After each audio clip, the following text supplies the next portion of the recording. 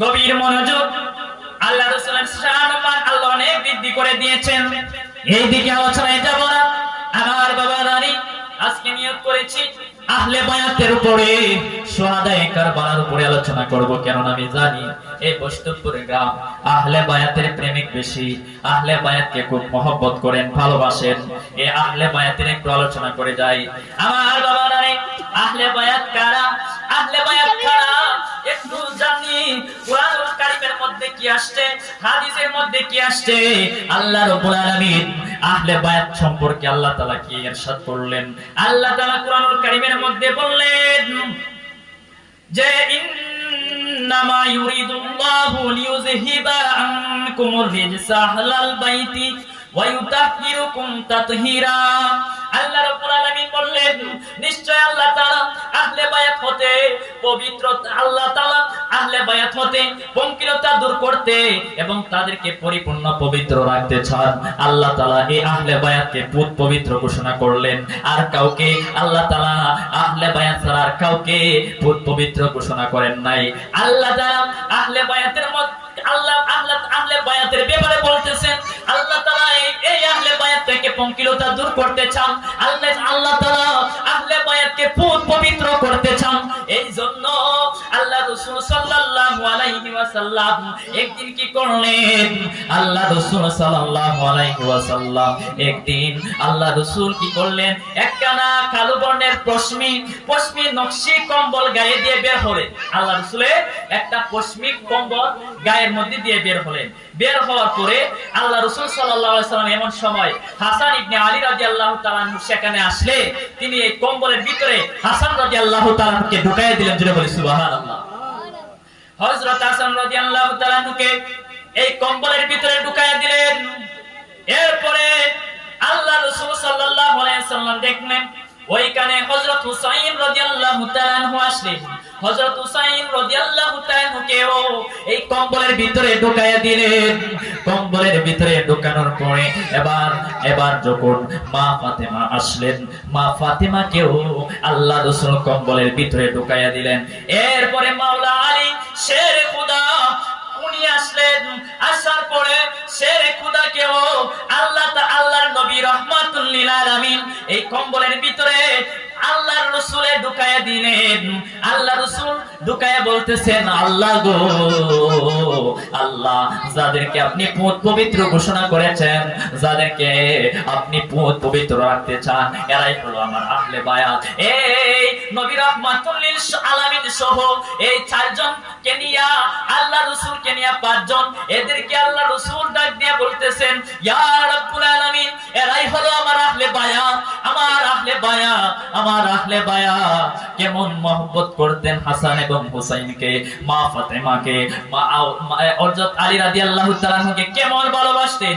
এই দৃশ্য দেখার পরে নবীর একজন স্ত্রী উম্মে সালামা রাদিয়াল্লাহু তাআলা আনহু তিনি বলতেছেন, ইয়া রাসূলুল্লাহ, ক্বালাত উম্মু সালামাতা ওয়া আনা মাআহু।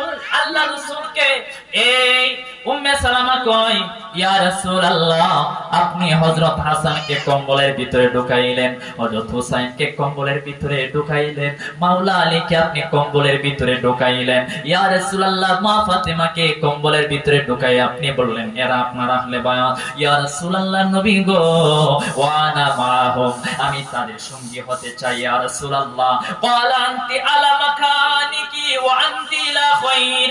আল্লাহ রাসূল কয়, না না ও উম্মে সালামা, তুমি এই আহলে বায়াতের অন্তর্ভুক্ত হতে পারবে না। তবে তোমার স্থান যেখানে রয়েছে, আমার স্ত্রী তুমি, তোমার সম্মান অনেক, তোমার শান অনেক, তোমার মর্যাদা অনেক, তুমি যেখানে রয়েছো সেখানে তোমার শান রয়েছে, সেখানেই তুমি সম্মানিত, তুমি সেখানে মঙ্গলের উপরে রয়েছো। কিন্তু শুনে নাও, তুমি আহলে বায়াতের অন্তর্ভুক্ত হতে পারবে না। জোরে বলি সুবহানাল্লাহ। আহলে বায়াতের কত শান। এই যে পাক পাঞ্জাতন, আমি তাদের সাথী হতে চাই। আমার নবী বললেন, না, তুমি তোমার যেখানে আছো সেখানে মঙ্গলের উপরে আছো। হযরত আবু যার রাদিয়াল্লাহু তাআলা আনহু থেকে হাদিস মুবারক, কাবা শরীফের দরজা ধরায় অবস্থায় আমি নবী করিম সাল্লাল্লাহু আলাইহি ওয়াসাল্লামকে বলতে শুনছি, সাবধান, নিশ্চয় আমার আহলে বায়াত তোমাদের নিকট নূহ আলাইহিস সালাতু ওয়াস সালামের কিস্তির নেই, নৌকার নেই। আমার আহলে বায়াত নূহ আলাইহিস সালাতু ওয়াস সালামের কিস্তির নেই, নূহ আলাইহিস সালাতু ওয়াস সালামের কিস্তির নেই, নৌকার নেই। যে তাতে আরোহণ করবে সে রক্ষা পাবে, যে তাতে আরোহণ করবে তাতে কি পাবে? রক্ষা পাবে। আর যে তাতে আরোহণ করবে না সে ধ্বংস হয়ে যাবে। যে আহলে বায়াতের এই অন্তর্ভুক্ত হবে না, আহলে বায়াতকে মহব্বত করবে না, আল্লাহ রাসূলে কয় তারা কি হয়ে যাবে? ধ্বংস হয়ে যাবে। ভাই আপনি আসেন ভাই, আমার অনেক সিনিয়র, অনেক সিনিয়র বুঝছেন। আমি যখন মাদ্রাসায় ভর্তি হয়েছি বাইরে দেখছি বিদায় হয়ে যাইতেছে। যাই হোক, আল্লাহ তাআলা এক একজন এক এক ভাবে নিছেন, আল্লাহর ইচ্ছা, আল্লাহ তাআলা যেন কবুল করেন। বসেন। হযরত আব্দুর রহমান ইবনে আবু নূহ হতে বর্ণিত, তিনি বলেন, আমি আব্দুল্লাহ ইবনে উমর রাদিয়াল্লাহু তাআলা কে বলতে শুনছি, যখন ইরাকি এক ব্যক্তি তাকে ইহরাম অবস্থায় মাসালা জিজ্ঞাসা করলেন, সুবার রাদিয়াল্লাহু তাআলা বলেন, আমার ধারণা ইহরাম অবস্থায় মাছি মারলে কি হবে? মাছিটা যদি আমি মাইরা লাই তাহলে কি হবে? তখন ওই সাহাবী আব্দুল্লাহ ইবনে উমর রাদিয়াল্লাহু তাআলা উত্তরে বললেন, ইরাকবাসী কি আমাকে মাছি সম্পর্কে জিজ্ঞাসা করছে? ইহরাম অবস্থায় মাছি মারলে যে গুনাহ হবে এটা সম্পর্কে জিজ্ঞাসা করতেছে। অথচ তারা কি করছে? তারা রাসূলুল্লাহ সাল্লাল্লাহু আলাইহি ওয়াসাল্লামের কন্যার ছেলেকে হত্যা করছে। কোথায়? ওই ইরাকের মধ্যে কারবালার প্রান্তরে হযরত ইমাম হুসাইন রাদিয়াল্লাহু তাআলা কে তারা কি করে দিবেন? শহীদ করে দিবেন। এখন তারা মাছি মারা মাসালা জানতে চাচ্ছে। এই আহলে বায়াতের শান আল্লাহ অনেক বৃদ্ধি করছেন। আল্লাহ রাসূলে কয়, হুসাইনু মিন্নি ওয়া আনা মিন হুসাইন, হুসাইন আমার থেকে, আমি হুসাইন থেকে। জুড়ে বলি সুবহানাল্লাহ, সুবহানাল্লাহ। একদিন আল্লাহ রাসূল সাল্লাল্লাহু আলাইহি ওয়াসাল্লাম হযরত হুসাইন রাদিয়াল্লাহু তাআলা কে জড়িয়ে ধরলেন, আলিঙ্গন করলেন, চুম্বন করলেন। আল্লাহ রাসূল সাল্লাল্লাহু আলাইহি ওয়াসাল্লাম হযরত ইমাম হুসাইন রাদিয়াল্লাহু তাআলা থেকে সুগন্ধি নিচ্ছেন, সুঘ্রাণ নিচ্ছেন। আল্লাহ রাসূল সাল্লাল্লাহু আলাইহি ওয়াসাল্লাম সুঘ্রাণ নিচ্ছেন, সুঘ্রাণ নিচ্ছেন। সাহাবীরা ডাক দিয়ে কই, ইয়া রাসূলুল্লাহ, ইমাম হুসাইন থেকে আপনি কিসের সুঘ্রাণ নিচ্ছেন? ইয়া হাবিবাল্লাহ, নবী গো, আপনি ইমাম হুসাইন থেকে কি সুঘ্রাণ নিচ্ছেন? আমার নবী কই, রিহু আওলাদি রিহুল জান্নাহ, আমার হুসাইনের সঙ্গে, আমার হুসাইনের শরীরের মধ্যে, আমার হুসাইনের মধ্যে জান্নাতের সুঘ্রাণ পাওয়া যায়। সুবহানাল্লাহ, আমার হুসাইনের মধ্যে জান্নাতের সুঘ্রাণ পাওয়া যায়। এই জন্য আমি হুসাইন থেকে সুঘ্রাণ নিচ্ছি, সুঘ্রাণ নিচ্ছি। শুধু এখানে শেষ নয়, আমি ইমাম হুসাইনকে আল্লাহর নবী কত মহব্বত করেন, কত ভালোবাসেন। আল্লাহ রাসূল সাল্লাল্লাহু আলাইহি সাল্লাম ওনার একটা সন্তান ছিল, এই সন্তানের নাম ছিল ইব্রাহিম। এই সন্তানকে বাবুর মধ্যে বসাইলেন, আর ইমাম হুসাইন এবং ইমাম হাসান রাদিয়াল্লাহু তাআলা কে ওনার ডানুর মধ্যে বসায়া রাখলেন। বসানোর পরে আল্লাহ তাআলার সাথে সাথে জিবরাইল আলাইহিস সালাতু ওয়াস সালামকে আল্লাহর নবীর নিকটে প্রেরণ করে দিলেন। আল্লাহর নবীর নিকটে পাঠানোর পরে জিবরাইলকে যখন আল্লাহ রাসূলের নিকটে পাঠায়া দিলেন, আল্লাহ রাসূলকে জিবরাইল আইসা কই, ইয়া রাসূলুল্লাহ, ইয়া হাবিবাল্লাহ, নবী গো, আল্লাহ আপনাকে জানিয়ে দিতে বলছে, আল্লাহ জানাইয়া দিতে বলছে। কি বলছে? কই, ইয়া রাসূলুল্লাহ, আপনার যে ডাকুরের মধ্যে দুইজন রয়েছেন, বাকুরের মধ্যে একজন রয়েছেন, এদের মধ্যে একজনকে দিয়ে দিতে হবে, আল্লাহর কাছে দিয়ে দিতে হবে, ইন্তেকাল হয়ে যাবে, দুনিয়া থেকে পর্দা করতে হবে। এই কথা বলার পরে আল্লাহ রাসূল সাল্লাল্লাহু আলাইহি ওয়াসাল্লাম কে, জিবরাইল, আমি হাসান হুসাইনকে অনেক মহব্বত করি, আমার মা ফাতেমাকে আমি অনেক মহব্বত করি, আমি মা ফাতেমারে কষ্ট দিতে পারবো না, আমি মাওলা আলী শের খুদারে কষ্ট দিতে পারবো না। আমার সন্তান ইব্রাহিমকে তুমি নিয়ে যাও, আমার সন্তান ইব্রাহিমকে নিয়ে যাও, তবু আমি ইমাম হাসান এবং ইমাম হুসাইনকে যেতে দিব না। জোরে বলি সুবহানাল্লাহ। এই বলার পরে আল্লাহ রাসূল সাল্লাল্লাহু আলাইহি সাল্লাম বললেন, হে জিবরাইল, শুনে নাও, শুনে নাও, শুনে নাও রে জিবরাইল, আমার ইমাম হুসাইনকে, ইমাম হাসানকে আমি যেতে দিব না, ইন্তেকাল হতে দিব না। আমার ইব্রাহিমকে আল্লাহর জন্য দিয়ে দিলাম, আমার ইব্রাহিমকে তোমরা নিয়ে যাও, তবে শুনে নাও, আমার ইমাম হুসাইনকে আমার উম্মতের জন্য দিয়ে দিলাম, আমার উম্মতের নাজাতের জন্য দিয়ে দিলাম। জোরে বলি সুবহানাল্লাহ। আমি আমার হুসাইনকে আমার উম্মতের নাজাতের জন্য দিয়ে দিলাম। কত মহব্বত করেন, কত ভালোবাসেন। একদিন আল্লাহ রাসূল সাল্লাল্লাহু আলাইহি ওয়াসাল্লামের কাছে পুলসিরাতের আয়াত যখন নাযিল হয়ে গেল, পুলসিরাতের আয়াত নাযিল হওয়ার পরে আল্লাহ রাসূল কান্না মোবারক শুরু করে দিলেন। কান্না করতেছেন, কান্না করতেছেন, কান্না করতেছেন।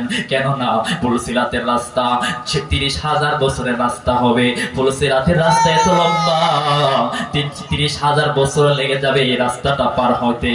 এত বড় রাস্তা, দুনিয়ার বছর নয়, ওই পরকালের বছর। ৩০,০০০ বছর রাস্তা, এত বড় রাস্তা কিভাবে পার হবে?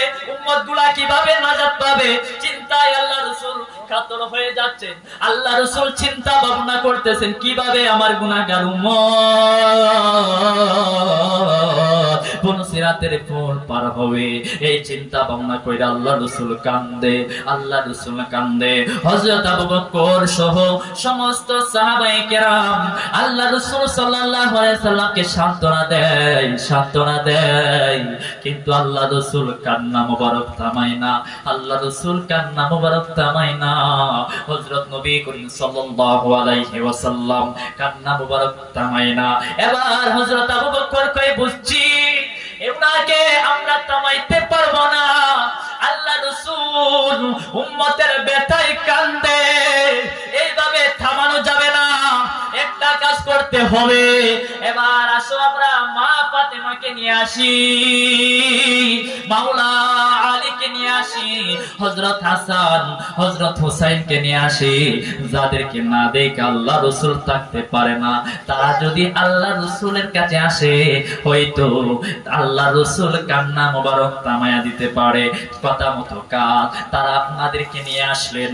আসার পরে মা ফাতেমা ডাক দিলেন, আব্বা গো, ও আব্বা জান, আপনি গুনাহগার উম্মতের জন্য কাঁদতেছেন।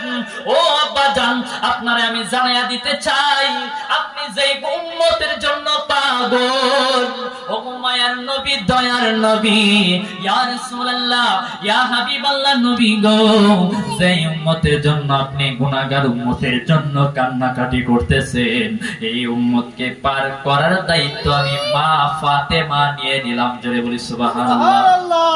আমি মা ফাতেমা এই দায়িত্ব নিয়ে নিলাম। এরপরে আল্লাহ রাসূলে কয়, আল্লাহ রাসূলের পরেও কান্না মোবারক থামায় না। এবার মা ফাতেমা কি করলেন? মা ফাতেমা কি করলেন? এবার এই হযরত আবু বকর সিদ্দিক রাদিয়াল্লাহু তাআলা কে ডাক দিলেন, হে আবু বকর রাদিয়াল্লাহু তাআলা, নবীর শ্রেষ্ঠ সাহাবী, ও হযরত আবু বকর সিদ্দিক রাদিয়াল্লাহু তাআলা, আমি আপনার একটা দায়িত্ব দিতে চাই। আমার আব্বা জানের যত মুরব্বি উম্মত আছে, ও হযরত আবু বকর সিদ্দিক রাদিয়াল্লাহু তাআলা কিয়ামতের ময়দানে, পুলসিরাতের ময়দানে আপনি ওই মুরব্বি উম্মতদেরকে পার করার দায়িত্ব নিয়ে নেবেন। এই কথা বলার পরে হযরত আবু বকর সিদ্দিক রাদিয়াল্লাহু তাআলা বললেন, আমি এই দায়িত্ব গ্রহণ করে নিলাম। এবার ডাক দিয়ে কয়, আমার স্বামী হযরত আলী, আপনাকে আরেকটা দায়িত্ব দিতে চাই। কি দায়িত্ব? কয়, আমার আব্বার যত যুবক উম্মত আছে তাদের পার করার দায়িত্ব আপনি নিয়ে নেবেন। মাওলা আলী কয়, আমি নিয়ে নিলাম। এরপরে নবীকে ওই ফাতেমা রাদিয়াল্লাহু তাআলা মা ফাতেমা ডাক দিলেন, আব্বা জান, একটা কথা শুনে নেন, আপনার যত মহিলা উম্মত আছে সকলকে পার করার দায়িত্ব আমি ফাতেমা নিয়ে নিলাম। আল্লাহ রাসূল এরপরেও কান্না মোবারক থামায় না। এবার ডাক দিয়া কয়, ও আমার হাসান, ও আমার হুসাইন, আমার পুত্রদ্বয়, শুনে নাও, শুনে নাও, শুনে নাও। তোমাদেরকে একটা কথা বলে দেই, তোমাদেরকে আরেকটা দায়িত্ব দিতে চাই। সেই দায়িত্বটা হলো আমার নবীর, আমার আব্বা জানের যত কিশোর উম্মত আছে তাদের পার করার দায়িত্ব তোমরা নিয়ে নিবা। এই কথা বলার পরে ইমাম হাসানে কয়, মা, আমি এই দায়িত্ব নিয়ে নিলাম। ইমাম হুসাইন কয়, মা গো, আমার ভাই যদিও এই দায়িত্ব নিছে, কিন্তু আমি এই দায়িত্বটা নিব ঠিক আছে, কিন্তু আমি এইভাবে নিব না। আমি আমার নানার সঙ্গে কিছু কথাবার্তা বইলা আমি এই দায়িত্ব গ্রহণ করব। জুড়ে বলেন সুবহানাল্লাহ। ইমাম হুসাইন কয়, আমি আমার নানার সঙ্গে কিছু কথা বলবো। কিছু কথা বলবো আমার নানার সঙ্গে। নানার সঙ্গে কথা বলার পরে আমি এই দায়িত্ব গ্রহণ করব। কই কি কথা আমি নানার সঙ্গে বলবো। এই কথা বলার পরে এবার ইমাম হুসাইন রাদিয়াল্লাহু তাআলার কথাটা শোনার পরে আমার নবী রাহমাতুল লিল আলামিন দুই হাত মুবারক ইমাম হুসাইন রাদিয়াল্লাহু তাআলার দিকে বাড়াইয়া দিলেন। ইমাম হুসাইন রাদিয়াল্লাহু তাআলার দিকে যখন বাড়াইয়া দিলেন, আমার ইমাম হুসাইন মায়ার নবীজির কোল মুবারকে চলে আসলেন। ডাক দেয়া কই, ইয়া রাসূলুল্লাহ, ইয়া হাবিবাল্লাহ, নবী গো, ও গো মায়ার নবী, ও গো আমার নানা জান, আপনি আমারে বলছিলেন হুসাইনুম মিন্নি ওয়া আনা মিনাল হুসাইন, হুসাইন আমার থেকে, আমি হুসাইন থেকে। ইয়া রাসূলুল্লাহ, আপনি আমারে বলছিলেন হুসাইন আমার থেকে, আমি হুসাইন থেকে, হুসাইন আমার থেকে, আমি হুসাইন থেকে। ইয়া রাসূলুল্লাহ, ওগো আমার নানা জান, আপনারে আমি জানাইয়া দিতে চাই, আপনাকে আমি এলান করে দিতে চাই, আপনাকে আমি ঘোষণা করে দিতে চাই, আপনি যেহেতু বলছেন আপনি আমার, আমি আপনার, আপনাকেও আমি জানাইয়া দেই। ইয়া রাসূলুল্লাহ, আপনার যত গুনাহগার উম্মত আছে নানা গো, এগুলা শুধু আপনার না, এগুলা পার করার সকলের দায়িত্ব আমার, আর কারো দায়িত্ব নেওয়ার দরকার নাই। আপনার গুনাহগার সকল উম্মতকে পার করার দায়িত্ব আমি ইমাম হুসাইন নিয়ে নিলাম। জোরে বলি সুবহানাল্লাহ। সকল উম্মতের দায়িত্ব ইমাম হুসাইন রাদিয়াল্লাহু তাআলা নিয়ে নিলেন। কেন? কারবালার ময়দানে শহীদ হলেন। অনেকে বলে যে ইমাম হুসাইন কারবালার ময়দানে গিয়া শাহাদাত বরণ করে ফেলছে, শহীদ হয়ে গেছে, এজিদ বাহিনী শহীদ করে ফেলছে। কিন্তু ইমাম হুসাইন এটা জানতো না, নবীজিও বলছে যে কারবালার ময়দানে শহীদ হবে, কিন্তু ইমাম হুসাইন চাইছেন কারবালার ময়দানে আমি গিয়া শহীদ হই, শহীদ হওয়ার মাধ্যমে, শাহাদাত বরণ করার মাধ্যমে আমার নবীর কোটি কোটি উম্মতকে জান্নাতে নিয়ে যায়। যেটা বলি সুবহানাল্লাহ। উম্মতদেরকে জান্নাতে নেওয়ার জন্য কি করলেন? এই শাহাদাতের পেয়ালাটা পান করলেন। যেটা বলি সুবহানাল্লাহ। জি, আপনি কারবালার সম্বন্ধে খালি কথা বলেন, বিদেশ নিয়ে কোট বড়া, জি বড়া, জি বিদেশে বেশি ওয়াজি বেশি কম হইছে। জি। আহলে বায়াতকে মহব্বত করেন, ভালোবাসেন। আমরা আহলে বায়াতের আলোচনা করি, কারণ দেখা যায় বর্তমানে আহলে বায়াতরে মহব্বত করতে চায় না, আহলে বায়াত নিয়ে বিদ্বেষ পোষণ করে। কয় ইয়াজিদকে রাহমাতুল্লাহ আলাইহি, ইয়াজিদ হাফেজ ছিল, ইয়াজিদ অনেক বড় ইবাদতকারী ছিল, আর কয় যে দূর যদি তাহে হুসাইনের আছে। জোরে বলেন নাউযুবিল্লাহ।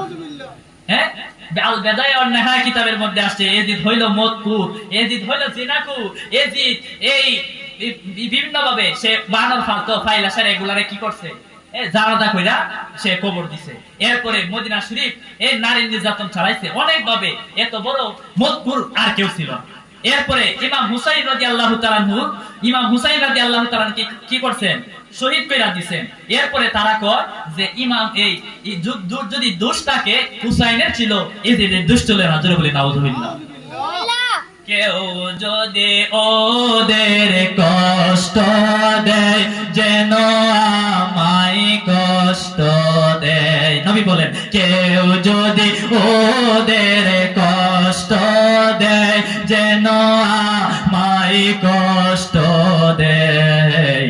কষ্ট দিল মা ফাতেমাকে, কষ্ট দিল মা ফাতেমাকে।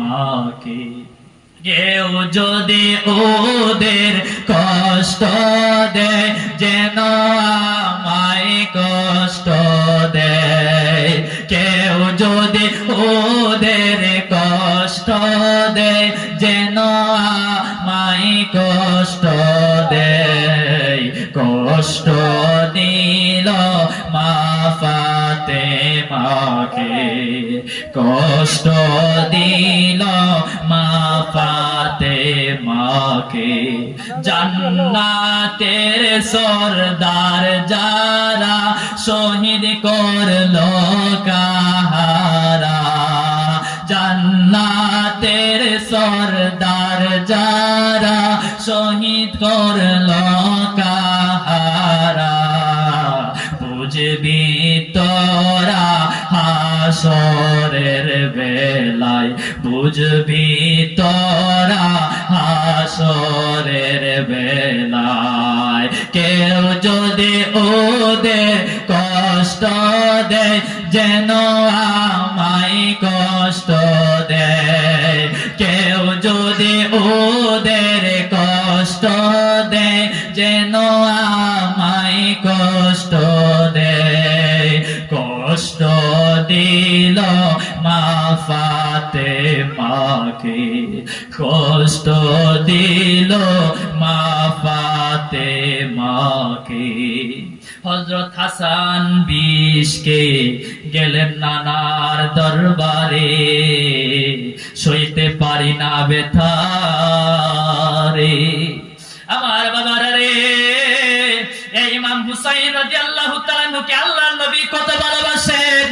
ইমাম হুসাইন কই ইয়া রাসূলুল্লাহ ইয়া হাবিবাল্লাহর নবী গো ও গো মায়ার নবী আপনার আমি জানায়া দিতে চাই যে আপনার গুনাহগার উম্মত যেমন আপনার আমারও আপনি বলছেন হুসাইন আমার থেকে আমি হুসাইন থেকে আপনাকে আমি জানায়া দেই মায়ার নবী গো আপনার গুনাহগার উম্মতের পার করার দায়িত্ব আমি নিয়ে নিলাম এই ইমাম হুসাইনকে আল্লাহর নবী কত ভালোবাসতেন কত মহব্বত করতেন আল্লাহ রাসূল সাল্লাল্লাহু আলাইহি সাল্লাম বুড়া হইয়া আল্লাহ রাসূল নিজে বুড়া হইয়া যেতেন আল্লাহ রাসূল নিজে বুড়া হইয়া উনাদেরকে কি করতেন সওয়ার করাইতেন আল্লাহ রাসূল বুড়া আল্লাহ রাসূলের উপরে ইমাম হাসান ইমাম হুসাইন উনারা কি করতেন চড়তেন এই ইমাম হুসাইনকে তারা দোষ দেয় জোরে বলি নাউজুবিল্লাহ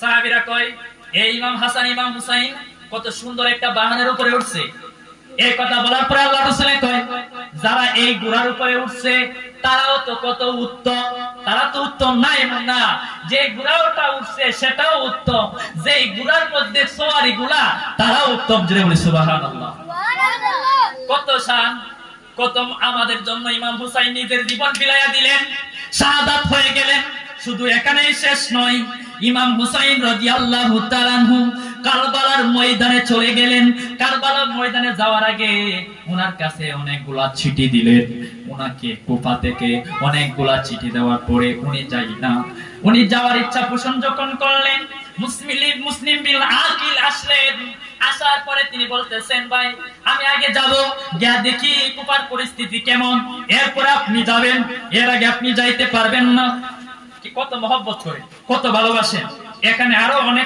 অনেক সঙ্গীতের আলোচনা আসবে কত ভালোবাসেন তিনি গেলেন গিয়া তিনি শাহাদাত হয়ে গেলেন এরপরে তিনি যখন চিঠি লিখলেন তিনি এবার আল্লাহ রাসূলের নাতি ইমাম হুসাইন তিনি রওনা দিয়ে দিলেন কারবালার ময়দানে যাওয়ার কথা ছিল কুফার মধ্যে পথ বইলা তিনি কারবালার ময়দানে চলে গেলেন আমার বাবারা রে অনেক লম্বা ঘটনা কারবালার ময়দানে ইমাম হুসাইন রাদিয়াল্লাহু তাআলা চলে গেলেন যাওয়ার পরে আল্লাহর রাসূলের নাতি ইমাম হুসাইন 72 জন সঙ্গী লইয়া তিনি কারবালার ময়দানে গেলেন বর্ণনাতে আসছে 83 জন আরো মতান্তরে 83 জন ওনার পরিবারের সদস্যগণ ছিল এই সঙ্গীদেরকে লইয়া তিনি কারবালার ময়দানে চলে গেলেন দেখেন কাফেররা কত ডরায় এই হুসাইনি মুসলমানদেরকে এদিকে মুসলমান কত ডরায় কত ভয় পায় 72 জনের বিপরীতে কয়জন ছিল 22,000 এদিকে সৈন্য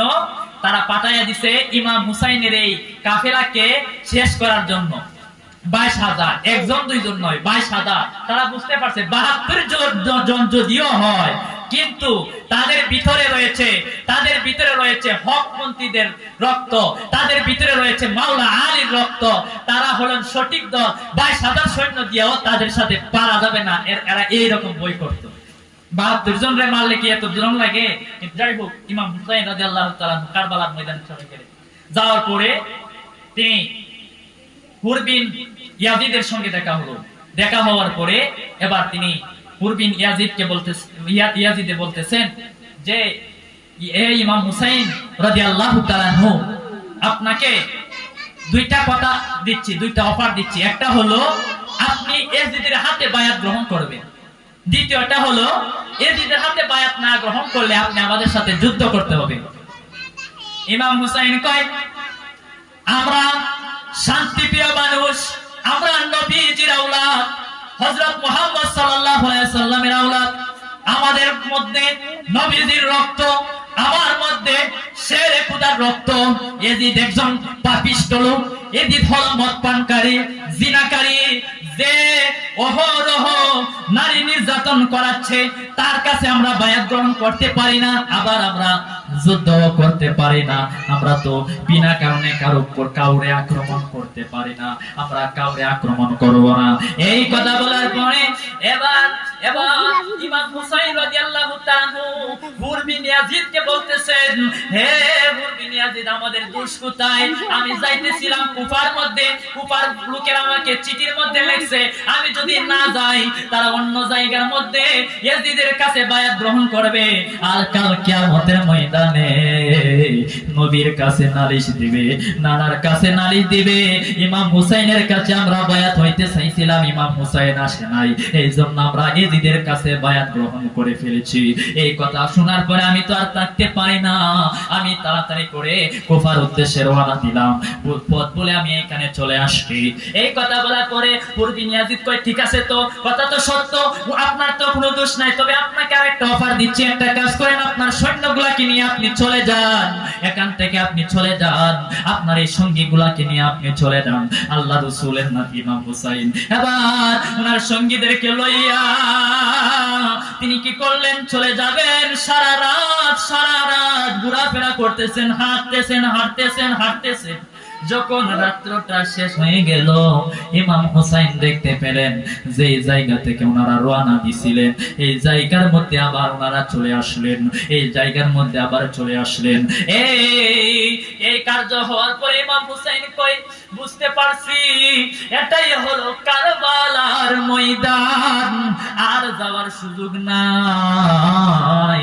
এখানে আমার নানা বলছে আমার শাহাদাত হবে, আমি এখানে শাহাদাতের পেয়ালা পান করব। এবার যখন এই আল্লাহ রাসূলের নাতি ইমাম হুসাইন কি করলেন, আল্লাহ রাসূলের নাতি ইমাম হুসাইন কয়, এখানের মধ্যে তাবু টানাও। তাবু টানানোর জন্য ওই সঙ্গীগুলা মাটির মধ্যে যখন আঘাত করে, মাটির মধ্যে আঘাত করার পরে মাটির মধ্যে যখন কূপ দেয়, মাটির মধ্যে কূপ দেওয়ার সাথে সাথে মাটি থেকে রক্ত বের হয়। এই দৃশ্যটা দেখার পরে ইমাম হুসাইনকে বলা হলে ইমাম হুসাইন বললেন, বুঝতে পারছি এটাই কারবালার ময়দান, আমার নানার ভবিষ্যৎবাণী অনুযায়ী আমি এখানে শাহাদাতের পেয়ালা পান করব। এই কথা বলার পরে ইমাম হুসাইন রাদিয়াল্লাহু তাআলা এখানে তাবু টাঙাইয়া দিলেন। আপনারা জানেন কারবালার ঘটনা অনেক বড় লম্বা ঘটনা। কারবালার ময়দানে গিয়া ইমাম হুসাইন রাদিয়াল্লাহু তাআলা সঙ্গী সাথীদের নিয়ে বিভিন্ন আলাপ আলোচনা করতেছেন। আল্লাহর নবীর নাতি ইমাম হুসাইন কয়, তোমরা একটা কাজ করো, তোমরা চলে যাও, আমাকে একা রেখে তোমরা চলে যাও,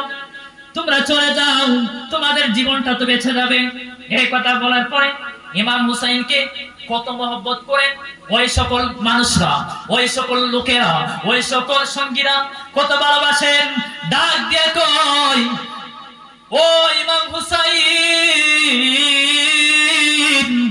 আপনাকে আমরা এত ভালোবাসি, এত মহব্বত করি, আজকে যদি আপনার জন্য এখানে মরেও যেতে হয় আমরা তাও রাজি আছি, কিন্তু আপনারে পালাই আমরা কোথাও যাব না। জোরে বলি সুবহানাল্লাহ। আপনারে পালাই আমরা কোথাও যাব না, আপনারে রেখে আমরা কোথায় যেতে পারি না, যাব না। এরপরে যখন এই কাফেলার মধ্যে ইমাম হুসাইন রাদিয়াল্লাহু তাআলা কথা বলতেছেন, এবার যখন রাত্র পোহায়া গেল, একজন হাসান রাদিয়াল্লাহু তাআলার সন্তান উনি আসলেন, আব্দুল্লাহ বিন হাসান। ডাক দিয়ে কয়, ও চাচা যান, একটা কাজ করেন, আমারে বিদায় দেন, আমি কারবালার ময়দানে যাইয়া এজিদ বাহিনীদেরকে শেষ করে দিব, দুনিয়া থেকে বিদায় করে দিব। উনার চেহারাটি ছিল মায়ার নবীর চেহারা মুবারকের মতো। এই আব্দুল্লাহ বিন হাসান রাদিয়াল্লাহু তাআলা চাচার কাছ থেকে অনুমতি নিলেন। অনুমতি নিয়া তিনি কারবালার ময়দানে চলে গেলেন। কারবালার ময়দানে গিয়া অনেকগুলা এই ইয়াজিদ বাহিনীকে দুনিয়া থেকে বিদায় করে দিলেন। ইয়াজিদ বাহিনীকে দুনিয়া থেকে বিদায় করে দিলেন। এরপরে কাসেম রাদিয়াল্লাহু তাআলা উনিও হাসান রাদিয়াল্লাহু তাআলার সন্তান, উনি বললেন চাচা যান আমাকেও দেন, আমিও আপনার এই ইয়াজিদ বাহিনীদেরকে দুনিয়া থেকে বিদায় করে দিতে চাই।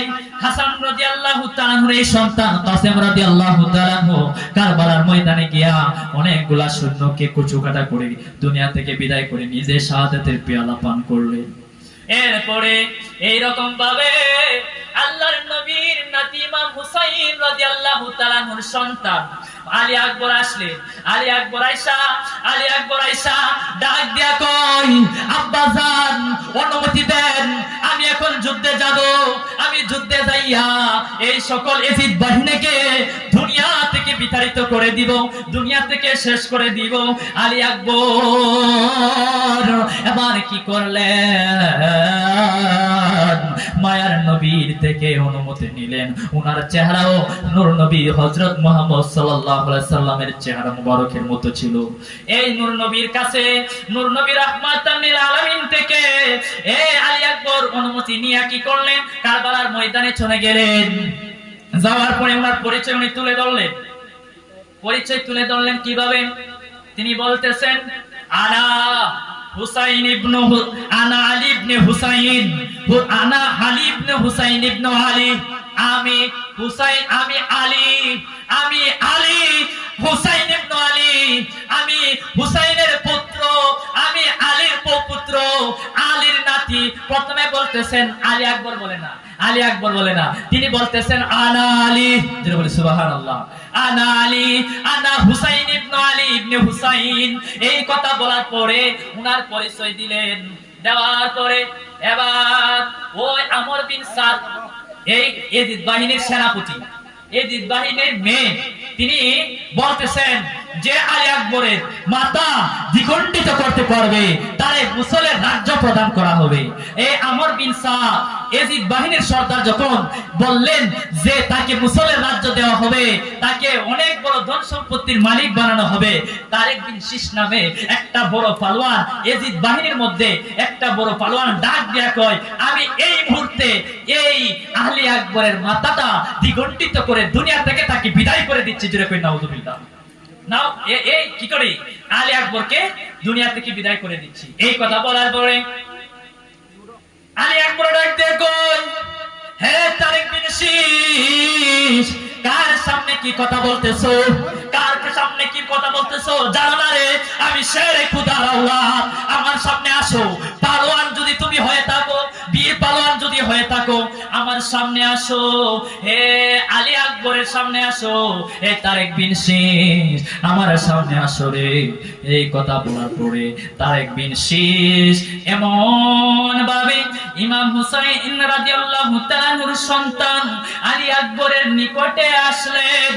আসার সাথে সাথে একটা সেকেন্ডও লাগে নাই, আলী আকবর উনার এই তরবারি নিয়া এই তারেক বিন শীশকে দুনিয়া থেকে বিদায় করে দিলেন। জোরে বলি সুবহানাল্লাহ। দুনিয়া থেকে বিদায় করে দিলেন। আলী আকবর রাদিয়াল্লাহু তাআলা কারবালার ময়দানে গিয়ে কি করলেন, উনাদেরকে বিদায় করে দিলেন। এরপরে উনার সন্তান তারেক বিন শীশের দুইটা সন্তান বড় পালোয়ান, সেও আসলো। আসার পরে তাদেরকেও বিদায় করে দিল দুনিয়া থেকে। এবার আলী আকবর রাদিয়াল্লাহু তাআলা কারবালার ময়দান থেকে কাতর হইয়া, পানির পিপাসায় কাতর হইয়া আব্বা জানের কাছে চলে গেলেন। ইমাম হুসাইন রাদিয়াল্লাহু তাআলার কাছে চলে গেলেন। ডাক দিয়া কই আব্বা জান, কারবালার ময়দানে গিয়া আমি তিনটা বড় বড় পালোয়ানকে দুনিয়া থেকে বিদায় করে দিয়েছি। আব্বা গো, আমার পানির এমন পিপাসা লাগছে আব্বা, পানি ছাড়া আমার গলা একদম শুকিয়ে গেছে, আমার প্রাণ বের হয়ে যায়। সামান্য একটু পানির ব্যবস্থা করে দেন, সামান্য একটু পানির ব্যবস্থা করে দেন আব্বা গো, যদি সামান্য একটু পানির ব্যবস্থা করে দিতে পারেন আব্বা, এই ইয়াজিদ বাহিনীর একটা সৈন্যকেও আমি দুনিয়ায় রাখবো না।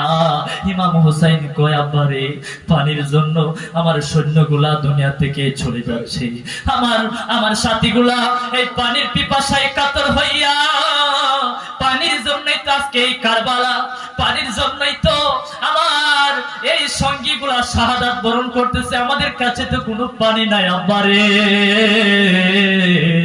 ও আব্বা একটা কাজ করো, আমার জিহ্বার মধ্যে সামান্য একটু পানি দেখা যায়, এই পানিটা তোমার জিহ্বা দিয়া চুইসা তুমি আবার কারবালার ময়দানে যুদ্ধে চলে যাও। এই কথা বলার পরে আলী আকবরে বাবা এই জিহ্বা গুলা চুইসা চুইসা চুইসা চুইসা কারবালার ময়দানে চলে গেলেন। এই চেহারা এই জিহ্বাটা চুইসা আল্লাহর নবীর নাতি ইমাম হুসাইনের জিহ্বাটা চুইসা তিনি কারবালার ময়দানে চলে গেলেন। কারবালার ময়দানে গিয়া অনেকগুলা কাফেরদের দুনিয়া থেকে বিদায় করে দিলেন। আমর বিন সাদ বললেন, বুঝতে পারছি ওনারা শেরে খুদার আওলা, ওনাদের মধ্যে আওলাদের রাসূলের রক্ত, ওনারা আওলাদের রাসূল, তাদের মধ্যে নবীজির রক্ত, তাদের সঙ্গে সামনাসামনি পারা যাবে না, একটা কৌশল অবলম্বন করতে হবে। কি কৌশল? তোমরা একটা কাজ করো রে, এ সৈন্যরা তোমরা একটা কাজ করো, তোমরা ওনার সামনে যাইও না, দূর থেকে পিছন দিক দিয়ে, দূর থেকে আলী আকবরের দিকে তোমরা ইচ্ছা মতো পরে তোমরা ইচ্ছা মতো তোমরা তীর নিক্ষেপ করো, তীর নিক্ষেপ করো, তীর নিক্ষেপ করো। এইরকম ভাবে এইরকম কথা শোনার পরে এই ইয়াজিদ বাহিনীরা দূর থেকে আলী আকবরের দিকে তীর মারে, দূর থেকে তীর মারে, সামনে আর আসে না। কত বড় ভয় পাইলো তারা! ৭২,০০০, এই ৭২ জনের বিপরীতে ২২,০০০ সৈন্য, ২২,০০০ এত ভয় পেয়ে গেল, সামনে আর আসে না। যেগুলো আসে আলী আকবর কচু কাটা করে কচু কাটা করে কচু কাটা করে একটার পরে একটা, একটার পরে একটা সবগুলারে দুনিয়া থেকে উঠাইয়া দেয়, দুনিয়া থেকে বিদায় করে দেয়। কই এমনে পারা যাবে না, একটা কাজ করতে হবে, তোমরা পিছন দিক দিয়া এই আলী আকবরকে আক্রমণ করো, আলী আকবরকে আক্রমণ করো। ওই আলী আকবরকে তীর মারা শুরু করলো, উনি ঘোড়া থেকে নিচে পড়ে গেলেন। আলী আকবর এই দুনিয়া থেকে বিদায় হয়ে গেলেন, শাহাদাতের পেয়ালা পান করলেন, শাহাদাতের পেয়ালা পান করলেন। আমার বাবারা, এরপরে আলী আসগর রাদিয়াল্লাহু তাআলা আনহু পানির পিপাসায় কাতর, পানির পিপাসায় কাতর হয়ে গেলেন। ৬ মাসের শিশু পানির পিপাসায় কাতর, মায়ের কাছে কথা বলতেছেন। ৬ মাসের শিশুও সেই সময় কথা বলছিলেন, বলতেছেন আম্মা পানির পিপাসা লাগছে, পানির ব্যবস্থা করে দেন।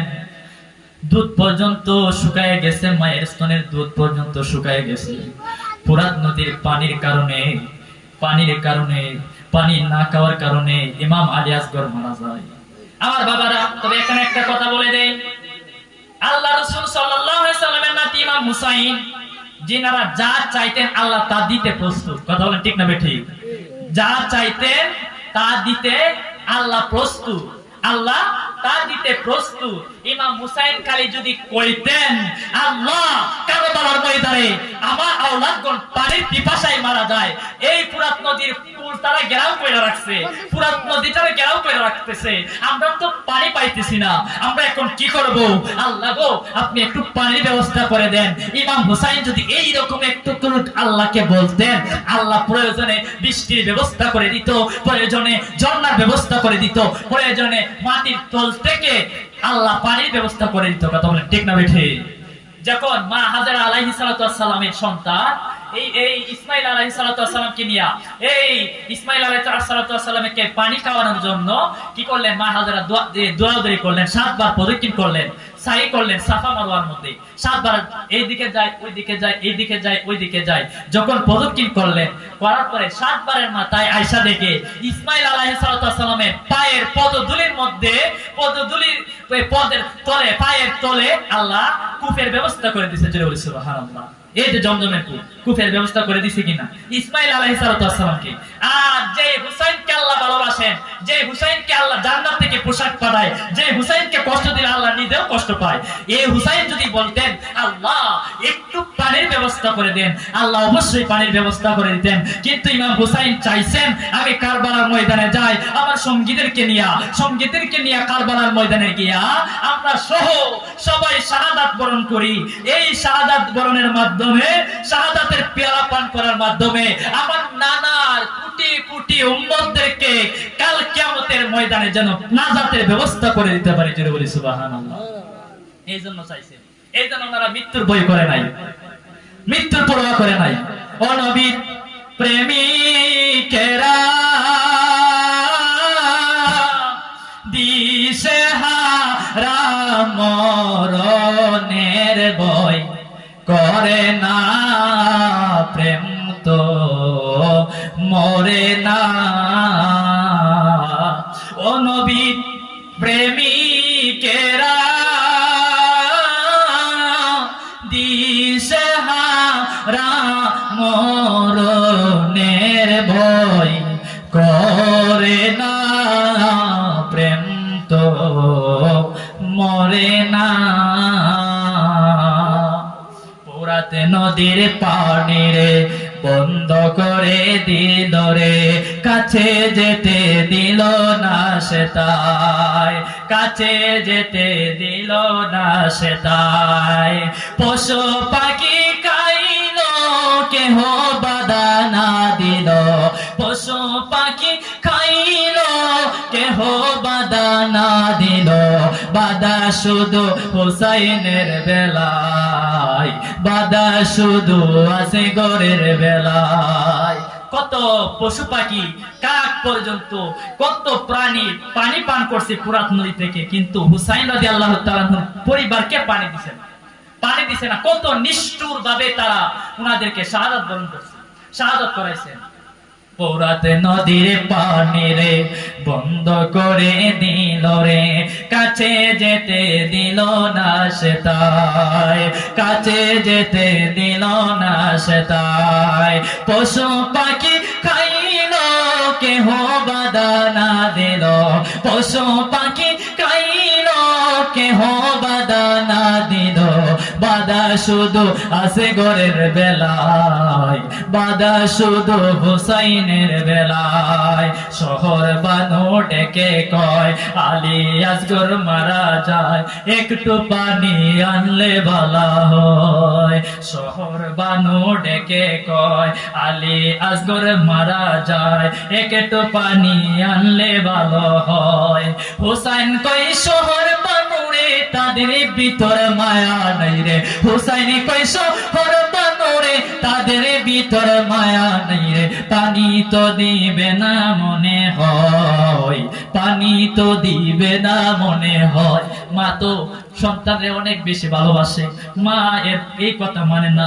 শহর বানু ডেকে কয়, শহর বানু ডেকে বলে আলী আসগর 6 মাসের ছেলে, ছোট শিশুর নাই কোনো অন্যায়, ওকে কুলে নিয়ে যান যায়া একটু পানি চান, ওরে কুলে নিয়ে যান যায়া একটু পানি চান।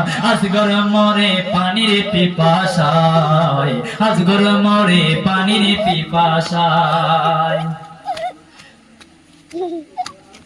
হুসাইন কই এ জিদে বাহিনী, উনি চলে গেলেন কারবালার ময়দানে গিয়া বলতেছেন হুসাইন কই এ জিদে বাহিনী, কোলে আমার জাদু মনে, তোদের যদি একটু দয়া হয়, অন্যায় যদি থাকে আমার বিচার হলে হবে আমার, অন্যায় যদি থাকে আমার বিচার হইলে হবে আমার। ছোট শিশুর নাই কোনো অন্যায়, ছোট শিশুর নাই কোনো অন্যায়।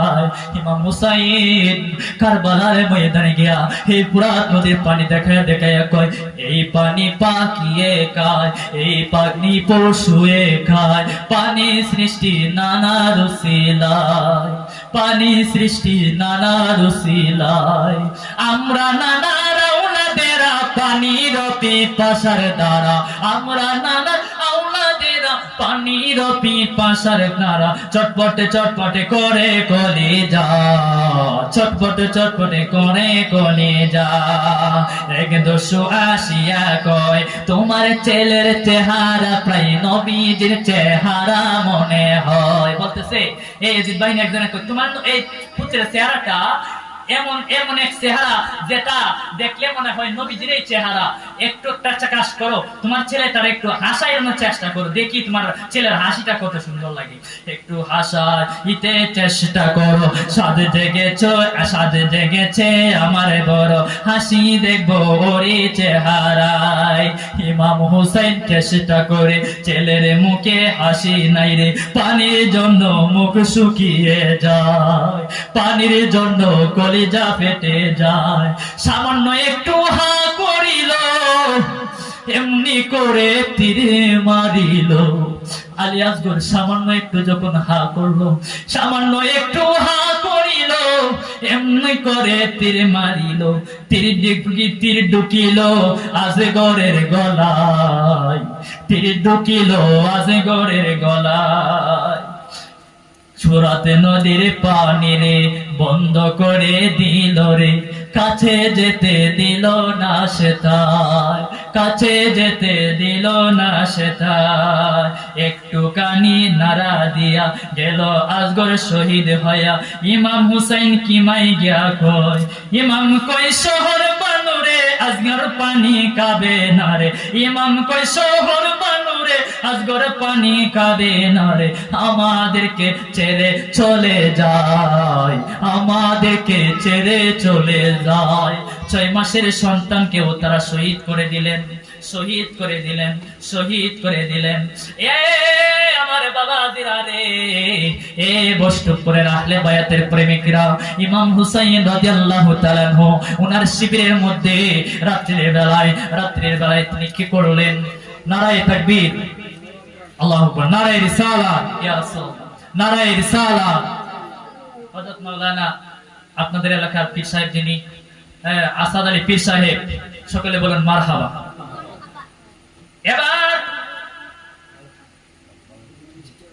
এবার ইমাম হুসাইন রাদিয়াল্লাহু তাআলা কারবালার ময়দানে ওনার সৈন্যদেরকে এই শিবিরের মধ্যে নিয়া যখন কথা বলা শেষ করে দিলেন, 10 তারিখ আগামী দিন আল্লাহর নবীর নাতি ইমাম হুসাইন এই শিবিরের মধ্যে রাতের বেলা ঘুমায় না, সবার সঙ্গে কথা বললেন, সবার থেকে বিদায় নিলেন। আমার বাবারা রে, এই ইমাম হুসাইন রাদিয়াল্লাহু তাআলা আনহু তিনি বলতেছেন, তিনি সকলকে যখন বিভিন্ন ভাবে বিদায় নেওয়ার পরে এবার তিনি কোরআন তেলাওয়াত শুরু করে দিলেন। কোরআন তেলাওয়াত করতেছেন, রাতের বেলায় ঘুমায় না, কোরআন তেলাওয়াত করতে করতে ইমাম হুসাইন রাদিয়াল্লাহু তাআলা আনহু এবার তিনি কি করলেন? এইভাবে কোরআন তেলাওয়াত করা অবস্থায় একটু তন্দ্রা ভাব হয়ে গেল। তন্দ্রা ভাব হওয়ার পরে তিনি যখন একটু ঘুমের ঘরে চলে গেলেন, তিনি দেখতে পেলেন আল্লাহর নবী রাহমাতুল লিল আলামিন ঘুমের ঘরে আয়েশা কয়, ইমাম হুসাইন, ও আমার নাতি ইমাম হুসাইন, ও আমার নাতি ইমাম হুসাইন, তুমি আজকে কারবালার ময়দানে আছো, এই কারবালার ময়দানে তুমি শাহাদাত বরণ করবা, এই কারবালার ময়দানে তুমি শহীদ হয়ে যাইবা। ও ইমাম হুসাইন, আমি চাই তুমি সবরে জামিল ধৈর্য ধারণ করো, আর তুমি শাহাদাত বরণ করো। আর এই কারণে আমি আমার এই শাহাদাতের মাধ্যমে আমি আমার গুনাহগার উম্মতের নাজাতের ব্যবস্থা করে নাই। জোরে বলি সুবহানাল্লাহ। ওই হুসাইন যে বলছিলেন, নানা গো, ও নানা, আমি আপনারা জানাইয়া দেই, আমি আপনারা বলে দেই, আপনি বলছেন হুসাইনু মিন্নি ওয়া আনা মিনাল হুসাইন, হুসাইন আমার থেকে, আমি হুসাইন থেকে। ইয়া রাসূলুল্লাহ, আপনারা আমি জানাইয়া দেই, যত আপনার পাগল উম্মত আছে সকলকে পার করার দায়িত্ব আমি ইমাম হুসাইন নিয়ে গেলাম। এই উম্মতগুলা যেমন আপনার, উনাদেরকে পার করার দায়িত্ব যেমন আপনার, আমি ইমাম হুসাইনও তাদের দায়িত্ব নিলাম, তাদেরকে পার করার দায়িত্বও আমি ইমাম হুসাইন নিয়ে নিলাম। জোরে বলে সুবহানাল্লাহ। এবার আল্লাহর নবী রাহমাতুল লিল আলামিন কারবালার ময়দানে চলে গেলেন। আল্লাহর রাসূলের উম্মতি। ইমাম হুসাইন যখন ঘুম থেকে জাগ্রত হলেন ওনার সঙ্গীদেরকে বললেন, ইমাম জয়নুল আবেদিনকে বোঝাইয়া দিলেন, উনারে তোমরা যুদ্ধে যাইতে দিও না, কারণ উনি হলো এই নবী বংশের শেষ আওলাদ। উনি উনাকে বোঝাইয়া দিলেন। এবার বিভিন্ন ভাবে কথা বললেন, বিদায় নিলেন, বললেন উনি যুদ্ধ করবেন। আমার বাবারা, এর আগে আলী আসগরকে পানি পান করার জন্য আরেকজন পালোয়ান ছিলেন, যিনি হুসাইন রাদিয়াল্লাহু তাআলা এই যোদ্ধাদের মধ্যে, সঙ্গীদের মধ্যে পতাকা বহনকারী একজন ছিলেন। উনার নাম ছিল আব্বাসে আলমদর। এই আব্বাসে আলমদর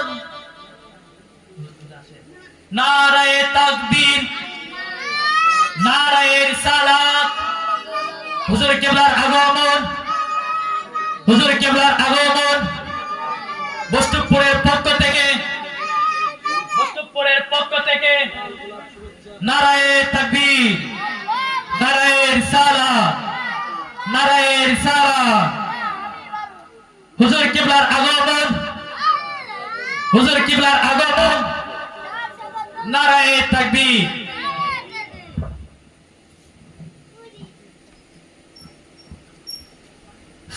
আর কোন দান সাইনা মুর্শিদ, যাইতে আমায় সঙ্গে নিও। নারায়ে তাকবীর,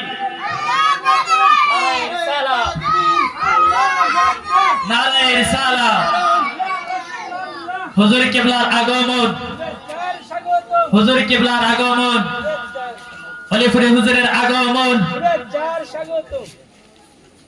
নারায়ে তাকবীর, নারায়ে রিসালাত, নারায়ে রিসালাত, বস্তুপুরের পক্ষ থেকে নারায়ে তাকবীর।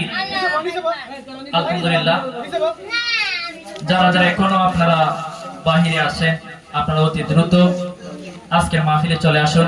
আমাদের আজকের মাহফিলে যিনি প্রধান অতিথি হুজুর কিবলা শাহ সুফি হযরত মাওলানা কারি বাহুদ্দিন নকশবন্দি মুজাদ্দিদি মাদাদিল আলী হুজুর এসে পড়েছে। আমার আলোচনা এখানে শেষ করে দিচ্ছি। কারবালার আলোচনা অনেক বড় আলোচনা। আমার বন্ধু বলছিলেন জিকির আজকার করার জন্য, শান বলার জন্য, যদিও সময় হয় নাই। আল্লাহ যেন আজকের এই মাহফিল কবুল করেন। ওনার বাবা নাই, বাবার কবরকে যেন জান্নাতের বাগান বানায় দেয়। এই বলে আমার আলোচনা এখানে শেষ করে দিচ্ছি। আসসালামু আলাইকুম ওয়া রাহমাতুল্লাহি ওয়া বারাকাতুহু।